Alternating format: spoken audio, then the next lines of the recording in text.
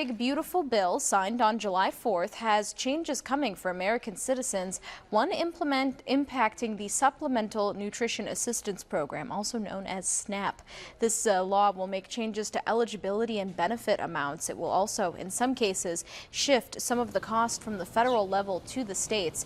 So the question we heard last week from Democrats is, will this create more need for local food banks and pantries? These are going to be some challenging times that we are going to face. The individuals coming to the pantries, those numbers will increase. We just ask our neighbors to help continue helping each other. Peoria is a very giving community, and we're just going to have to benefit or rely on those donations more than we have in the past. He says they will have to wait and see for now. There is no word yet on when these changes will be felt at the street level.